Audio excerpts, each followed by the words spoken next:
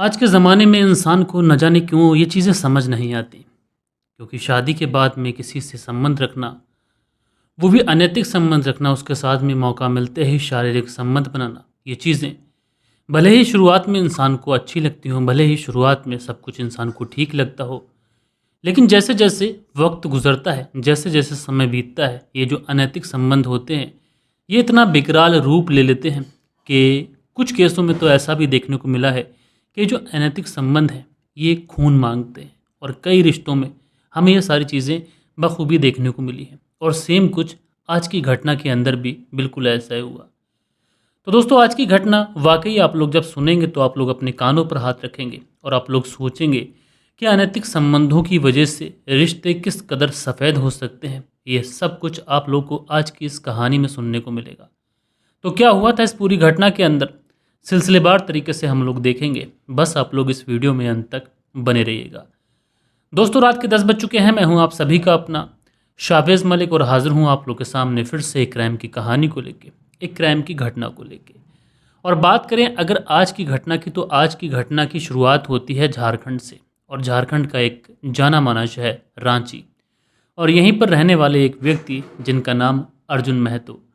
अर्जुन महतो अपने परिवार के साथ में बड़ी ही अच्छी तरीके से ज़िंदगी गुजार रहे थे। पत्नी थी, बच्चे थे, सब कुछ ठीक चल रहा था। अर्जुन महते कामकाज करते थे और उससे अपने परिवार का भरण पोषण किया करते थे। किसी भी चीज़ की कोई कमी नहीं थी, परिवार में खुशियाँ थी। लेकिन दोस्तों, उसके बाद में एक तारीख आती है और तारीख होती है 10 जून साल 2024।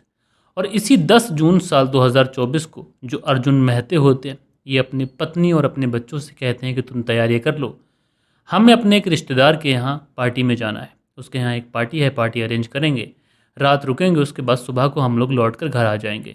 अब दोस्तों, अर्जुन महतो के जो परिवार वाले थे, जब वो ये बात सुनते हैं कि सब लोग एक पार्टी में जा रहे हैं एक रिश्तेदार के यहाँ, सब लोग बहुत ज़्यादा खुश हो जाते हैं। और इसी 10 जून साल 2024 को जो अर्जुन महतो था, ये अपने परिवार के साथ में एक थाना पड़ता है इसी रांची के अंतर्गत राही थाना, और यहीं पर एक गांव है डुलमी गांव। और इसी डुलमी गांव के अंदर ये जो रिश्तेदार था जिसका नाम था झरिया महतो, इसी के यहाँ ये लोग पार्टी में पहुँच जाते हैं। शाम को ये लोग पार्टी करते हैं अच्छे तरीके से। जो भी पार्टी होनी थी वो संपन्न होती है, सब लोग खाना वगैरह खाकर सो जाते हैं। और उसके बाद में जो अर्जुन महतो होता है, ये भी अपने परिवार के साथ में सो जाता है। लेकिन दोस्तों, रात के करीब करीब 1 बजे के आसपास इस घर में अचानक से फायर की आवाज़ होती है। अब जैसे ही फायर की आवाज़ होती है, सब लोग उस आवाज़ की तरफ भागने की कोशिश करते हैं कि आवाज़ किधर से आई है, किधर से आई है। तो पता चलता है कि जो झरिया महतो है, जिस झरिया महतो के यहाँ अर्जुन महतो पार्टी करने के लिए आया था, ये फायर इसी के घर पे हुआ है। लेकिन इसी के घर पे हुआ है, आखिर किसके ऊपर फायर हुआ है, ये पुलिस के सामने और जो लोग थे वहाँ पर उनके लिए एक बड़ा सवाल था। लिहाजा जो लोग थे अब देखने की कोशिश करते हैं आखिर इस घर के अंदर फायर हुआ है तो किधर हुआ है। तो देखते क्या है कि जो अर्जुन महतो अपनी चारपाई पर, अपने खाट पर सोया हुआ था, उसकी चारपाई से बहुत ज़्यादा खून बह रहा है। देखने से प्रतीत हो रहा था कि अर्जुन महतो की किसी ने गोली मारकर हत्या कर दी।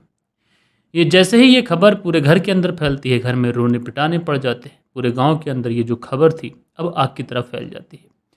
अब हर कोई उस घर की तरफ भागता है कि आखिर इस घर के अंदर अचानक से क्या हो गया और गोली किसने मारी। ये किसी ने देखा भी नहीं कि आखिर गोली किसने मारी। लिहाजा अब ये जो घटना हुई थी, इस घटना की जानकारी तुरंत इसी राही थाने में दी जाती है। और राही थाने में घटना स्थल की पूरी जानकारी दी जाती है, एड्रेस बताया जाता है। जो राही थाने की पुलिस होती है तुरंत मौके वारदात पर पहुंचती है। और वहां पर जो लोगों की भीड़ होती है, उस भीड़ को बचाते हुए पुलिस आगे बढ़ती है। और आगे बढ़ने के बाद में जो उस खाट के ऊपर, उस चारपाई के ऊपर जो अर्जुन महतो का शव पड़ा हुआ था, उस शव को अपनी कस्टडी में लेती है। बाकी का जो घटना स्थल था उसे बहुत ही बारीकी से देखती है, बहुत ही बारीकी से उसकी जांच परख करती है। लेकिन दोस्तों, सारी चीज़ें पुलिस जांच परख कर रही थी, लेकिन कहीं से भी पुलिस को ना तो कोई सबूत मिल रहा था और ना कातिल ने कोई क्लू छोड़ा था। लिहाजा पुलिस इस डेड बॉडी को अपनी कस्टडी में लेने के बाद में इसे सीधा पोस्टमार्टम के लिए भेज देती है। और पुलिस अब इस पूरे मामले में छानबीन शुरू करती है।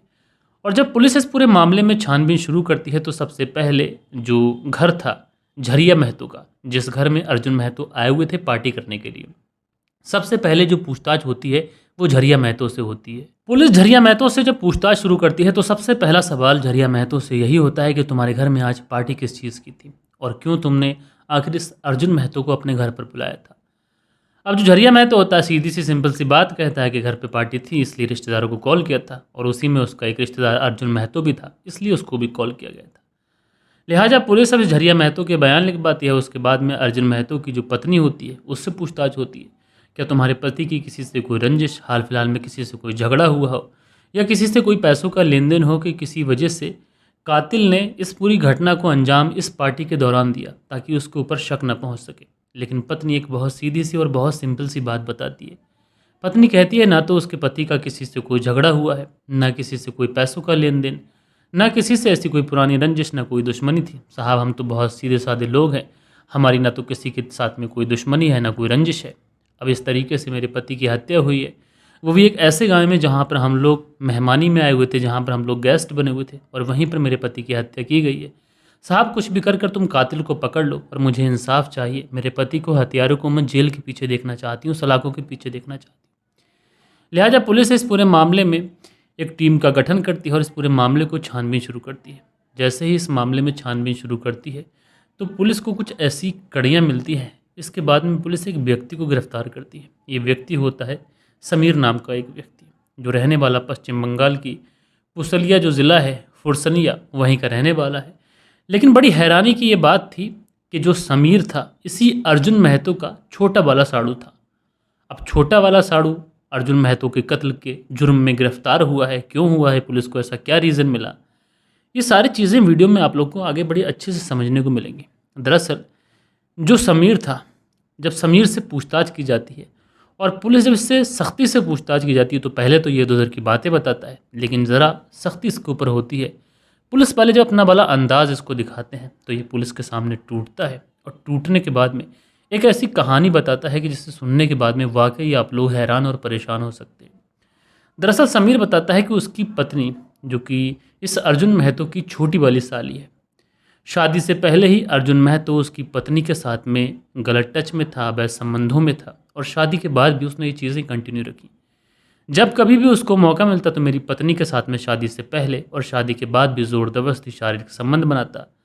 अच्छा, जो अर्जुन महतो की जो साली थी, शायद वो भी समीर या अपनी पति के साथ में इतनी ज़्यादा खुश नहीं थी, इसीलिए वो अपने जीजा के साथ में अनैतिक संबंधों में थी और उसके साथ में शारीरिक संबंध लगातार बना रही थी। लेकिन उसको ये नहीं पता था कि जिस तरीके से वो अवैध संबंध अपने जीजा के साथ में बना रही है, ये एक ना एक दिन किसी की जान ले लेगा। और इस घटना के अंदर आप लोगों ने देखा कि जो अर्जुन महतो था उसको अपनी जान गंवानी पड़ी।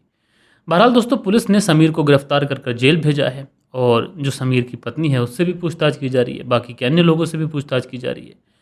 और समीर की गिरफ्तारी तो हुई है, लेकिन सबसे बड़ा सवाल यह है कि इस पूरे घटना क्रम में आखिर दोषी कौन है? समीर जिसने हत्या कर दी, या फिर समीर की पत्नी जिसने शादी के बाद भी अनैतिक संबंध बनाए रखे, या फिर जो समीर का साड़ू है अर्जुन महतो जो इस दुनिया से जा चुका है, या उसकी गलती है क्योंकि उसकी साली की अब शादी हो चुकी थी, उसका भी घर था, उसका भी परिवार था, और अर्जुन महतो ने एक बार भी नहीं सोचा कि वो अपनी साली के साथ में शादी के बाद भी अनैतिक संबंधों में है, तो इसका असर उसकी शादीशुदा ज़िंदगी पे क्या पड़ेगा। दोस्तों, शादीशुदा ज़िंदगी और कुंवारी ज़िंदगी में बहुत बड़ा फ़र्क है। कुंवारी ज़िंदगी में अक्सर लोग प्रेम संबंधों में बन जाते हैं, शारीरिक संबंध भी बना लेते हैं, लेकिन कई बार ऐसा होता है कि शादी के बाद में जब लोग अनैतिक संबंधों में बनते हैं, अवैध संबंधों में बनते हैं, एक दूसरे के साथ में शारीरिक संबंध बनाते हैं, और इन चीज़ों का जब खुलासा होता है और जब पता चलता है, कहते हैं ना कि इश्क और मुश्क की चीज़ें ऐसी होती हैं कि छुपाए छुप नहीं पाती। जब इन चीज़ों का पता पति को लगता है, या फिर पति का अवैध संबंध में होता है, पत्नी को लगता है, तो उसके बाद में एक खूनी साजिश होती है और एक ऐसा खूनी खेल खेला जाता है कि जिससे रिश्ते कलंकित हो जाते हैं। और आज की घटना के अंदर भी आप लोगों ने देखा कि साड़ू से साड़ू का पवित्र रिश्ता कलंकित हो गया, एक तरीके से अपमानित हो गया। तो दोस्तों, आप लोग इस पूरी घटना को किस तरीके से देखते हैं, कमेंट्स करके ज़रूर से ज़रूर बताइएगा। और कल के दिन आप लोग के कुछ कमेंट्स रहे हैं, अब वक्त होता है कि आप लोग के कमेंट्स पढ़ लिए जाएँ।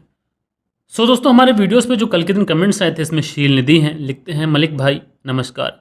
अक्सर मैंने देखा है कि कमेंट में लोग उंगली तो उठाते हैं, पर चैनल को कैसे दोबारा फॉर्म में लाया जाए इस पर लोग चुप हो जाते हैं। तो शील निधि जी, आप जैसे लोग नहीं हैं दुनिया के अंदर, बहुत सारे लोग ऐसे हैं जो सिर्फ वीडियो देखते हैं, निकल जाते हैं, सपोर्ट नहीं करते, लाइक एंड कमेंट नहीं करते। उसके बाद में निखिल सहानी की माँ है, लिखते हैं नमस्कार सर जी, कुशीनगर ज़िले से। तो बहन आपका शुक्रिया। सुनील त्यागी जी हैं, लिखते हैं अब तो हद हो गई है साहब, रेनू सुनील त्यागी शाना बुलंदशहर से। तो आप दोनों पति पत्नी का बेहद शुक्रिया। नमस्ते मलिक भाई साहब, नाइस स्टोरी। सुरेंद्र कुमार, श्री विजयनगर राजस्थान से कहानी सुनते हैं भैया, आपका शुक्रिया। मोहम्मद जोरिस जो 3 हार्ट बनाते हैं भैया, बहुत शुक्रिया।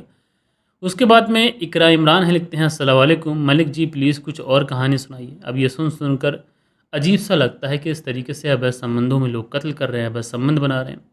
तो बहन इकरा इमरान जी, आपने बहुत अच्छी बात कही, लेकिन क्राइम को कवर करने के लिए जाते हैं तो मोस्टली जो केस होते हैं उसमें सबसे ज़्यादा जो चीज़ें मिलती हैं वो अवैध संबंध मिलते हैं। उसके बाद में जो अगला कमेंट्स है ये साजिद जी का है, लिखते हैं एक्सप्लेन। तो भैया बहुत बहुत शुक्रिया।